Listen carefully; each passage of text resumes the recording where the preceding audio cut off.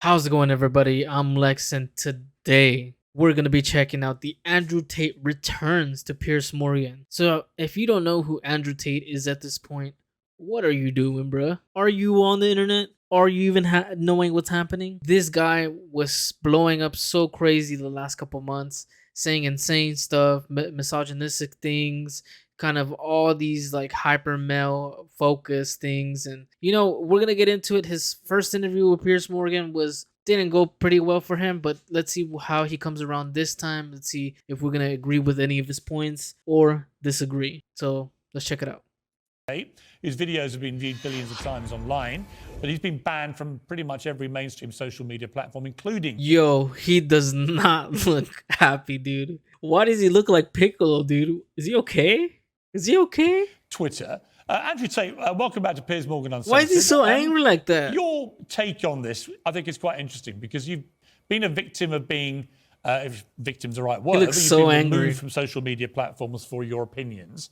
Elon Musk has dedicated himself, he says, which is insane, dude, to get removed from everything, all social medias. No one cared. No one was happy with what you were preaching. That is insane that they have much control like that. I know that he's still kind of posting things and is around here and there. I mean, look, for example, he's on this show and I've catched him on other things like randomly. So, I mean, he's not completely gone, to restoring free speech.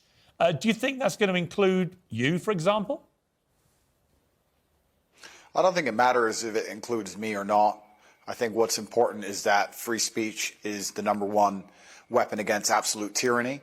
And although you cannot have complete free speech because then conversations completely break down into asinine insult fests, I do like the idea of the changing of the guard when it comes to control over information.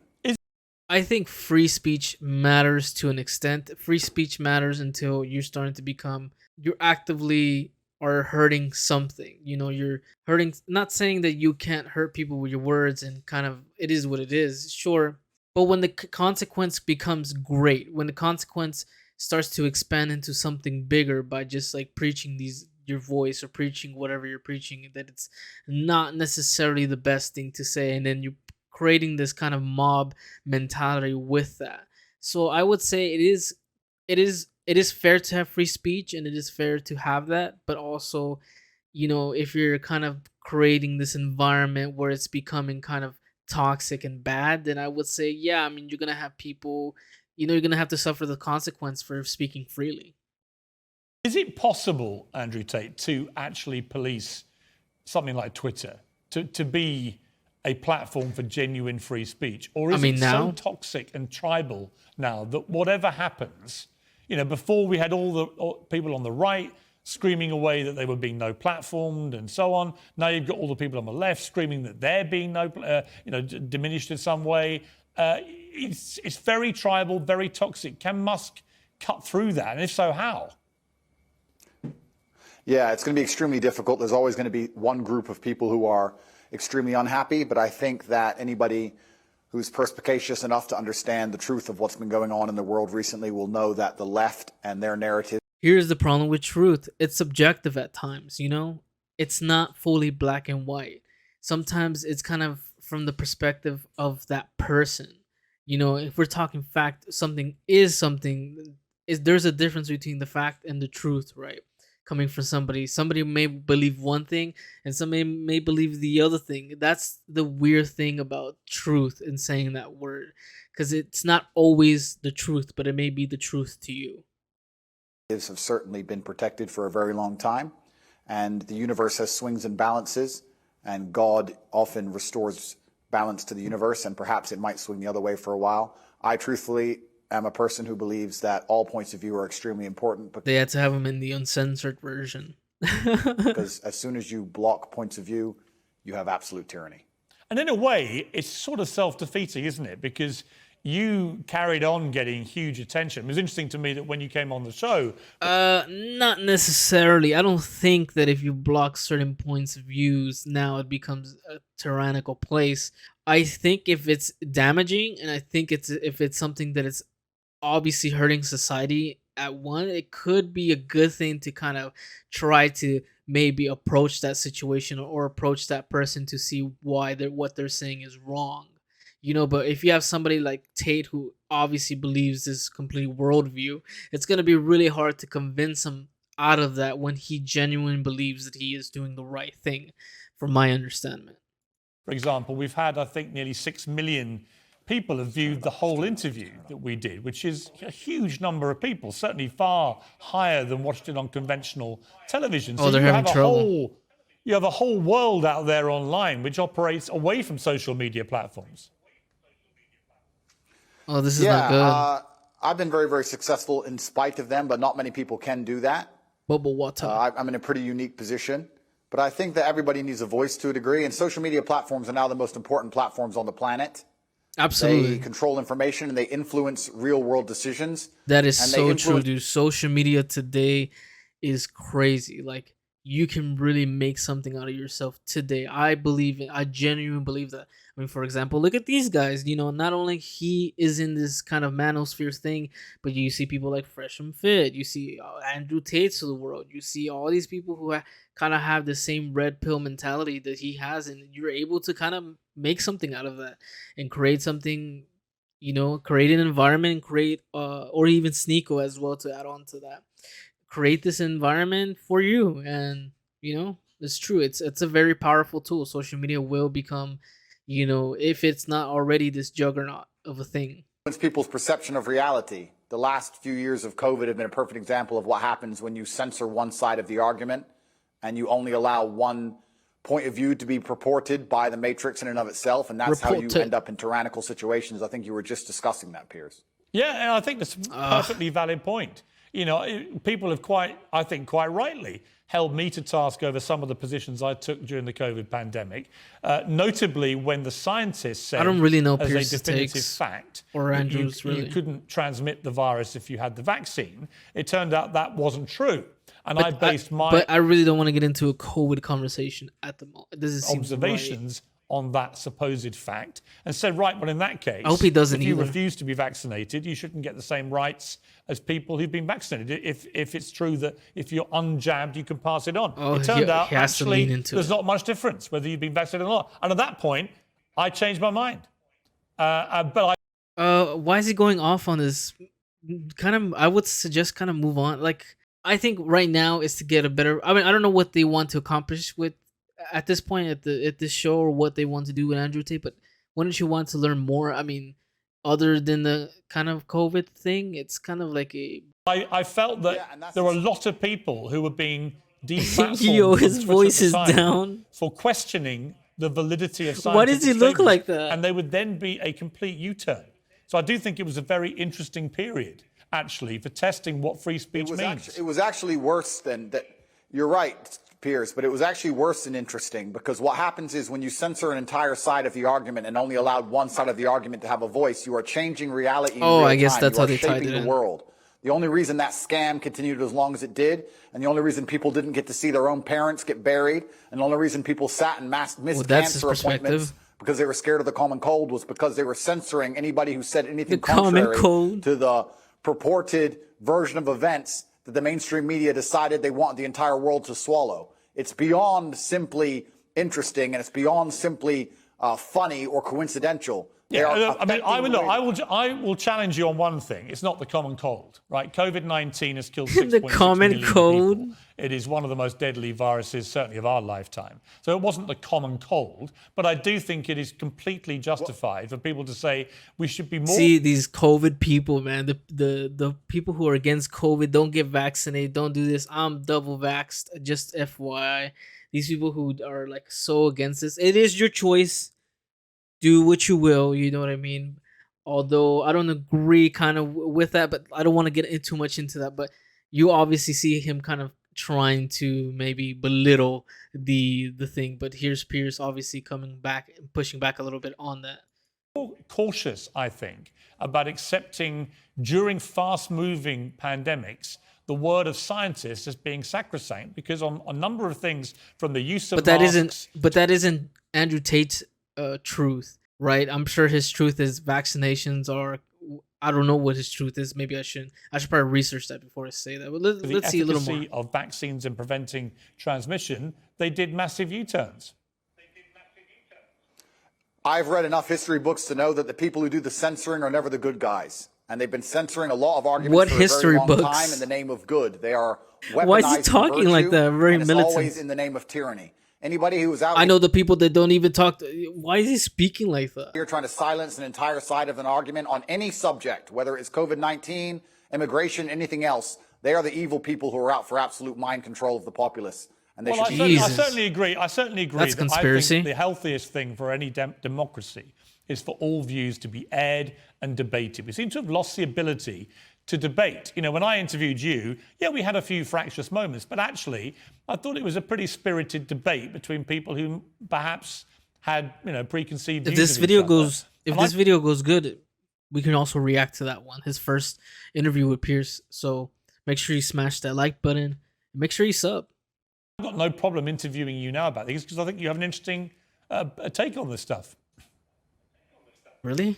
And that's the key to life. When you reach that level of adolescence in your mindset where you can't handle any point of view that is contrary to your own, then you're truly a broken person. And that's what the internet is purporting. It's very interesting you said about Twitter being tribal. There's a large contingent of people on Twitter who true. You should really, this is why the reason we're watching this video in the first place. Like, it's good to see the opposition. It's good to see what they think and how they follow and kind of really try to understand that, even if you don't fully agree.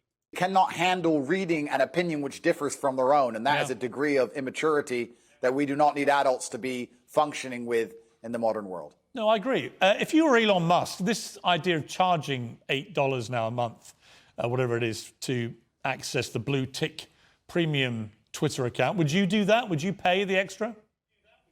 What? I think that social media companies for a very long time have lived in an absolute fantasy where they've printed money from thin air by charging people for pixels. And they grew into these large conglomerates with too many staff sitting around doing nothing, having coffee breaks. And Elon Musk is a businessman. He's walked into the office and he's firing a bunch of people who are messing around doing nothing. And he wants his business to make money, as it absolutely should. And how he decides that happens is his prerogative. I don't see why we should sit and accept that a website needs 200,000 people sitting around discussing long meetings, sitting on beanbags about policy of human rights, of some garbage. When he's come along and said, no, I'm a businessman, we're going to charge for our service, we're going to reduce the number of staff, and we're going to be a functional, coherent company, as they should be. And it's his prerogative to do it, as he's bought the company. I think he can do whatever he wants. Yeah, I don't disagree, because I remember the appalling censorship of the New York Post exclusive about Hunter Biden, the son of the president, about his laptop. This is 3 weeks before the election that Joe Biden won. He was heading, to a possible victory, but it was tight. And that story, they reckon, could have tipped it either way. But it was completely suppressed and censored, starting with Twitter, then Facebook, then others. Twitter literally locked out the New York Post account for 2 weeks for breaking a completely true story. And I thought that... See, it does. Social media does get weird like that. It's so weird because the people who own this. Check out the Zuckerberg interview with Joe Rogan and how kind of they go about censoring misinformation or things like that, or even censoring just generally the whole entire website. I'm not sure too familiar. I just joined Twitter not too long ago. Make sure you go follow @Lex TV, whatever, shameless plug. But I just joined Twitter too long ago, and I just they really. Before this was pre Elon taking over, so it was really weird. They would take down misinformation. They would take down anything that hinted into any type of like other worldly perspective per se. But even look at Elon Musk bringing back Trump and all these people who got banned from Twitter. He's definitely gonna bring back a lot of people. He's gonna bring back, kind of the right wing political point of view that we kind of shut off as, left leaning people. But I think it's good and I think it's bad. Remember, what my point of view is that you can obviously say things. You have freedom of speech, but if your freedom of speech is causing a riot, causing conflict, causing this en masse like problem in society and creating these people who are making like just bad decisions in general, it's gonna be kind of hard to say we should stop. There is a moment where maybe this is like hateful speech and isn't truth and isn't remember the truth thing. I just caught myself using the same thing. But if it isn't kind of, if it's just an inherently bad, there's inherently bad problems that are just bad. You shouldn't do that because there's so many evidence to it. There's so much things that are to show, hey, that way of looking at it isn't a good way of looking at it, and maybe not the best way to kind of move forward as a human being. That was shameful. It's worse than shameful. It's worse than shameful. When you control information, you control the real world. They affect the real world in real time. They are genuinely affecting the reality people live in. They're not just a company. They're not just a social media platform. It affects absolutely every single person on the planet when it changes who is elected. I don't want to comment specifically on Hunter Biden or the laptop. I would never kill myself. But I don't think it's fair that they would hide certain key information that close to an election. And the fact that they've done that was done specifically to affect the world that we... Oh, most definitely. Most people are sheep and don't have a mind of their own. And they're definitely going to follow, whatever is being fed to them without doing any further research. And here's the problem, having conversations with people in general who don't have further research of what they're even talking about. They only know a basis of what the thing is when you talk about that, and it's really hard. I mean, you always should be learning. You always should be striving to know more. You know what I mean? But it's hard to know the information you're feeding in. That's why you got to have your due diligence and make your own assessment, and make sure you do your own research on the thing, on topics of around the world or things. All live in, and we all have to suffer the consequences of those things. So to sit and say that these companies can just do whatever they want and they're private, etc. No, free speech is beyond important for democracy. It's important for the reality that we exist under. Andrew Tate, thank you for joining me. Absolutely. I appreciate it. Thank you, friend. Oh, call him friend. Look, I don't disagree with his take on free speech. I do disagree kind of where he comes around with using that. Free speech is an absolute amazing thing. You should be able to have the freedoms to say anything you want. Although, like I said throughout the video, if what you're saying is becoming harmful and becoming this bad thing, then yeah, you're definitely gonna have to suffer the consequences for what you're saying. I think, to put everything simply, is suffer the consequences from what you're saying, and unfortunately, it may not be towards the things that you believe in, and that's just kind of how the way it is. And always battle for the right for what you believe in, unless you're doing horrible, shitty things. And I hope that isn't what is going on. I don't necessarily agree with the whole manosphere, the whole Andrew Tate people, or any of those things. I don't believe in any of that, misogyny. I mean, that's the way I look at it. You may look at it differently, and I'm being alpha. You may call me a beta, but I don't really care. To each his own, and that's kind of my point of view on it. But this was a pretty good video. I'm sure they're gonna keep having this coming. He's gonna be here more often. I think it was a short conversation, nice, to the point, and kind of answered. There seemed like they had kind of difficulties, but whatever, it doesn't matter.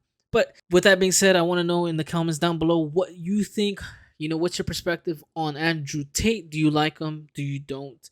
If you enjoyed the video, make sure you hit the like button and smash that sub button. We need those subs going up. And with that being said, I'll catch you guys on the next one. Peace.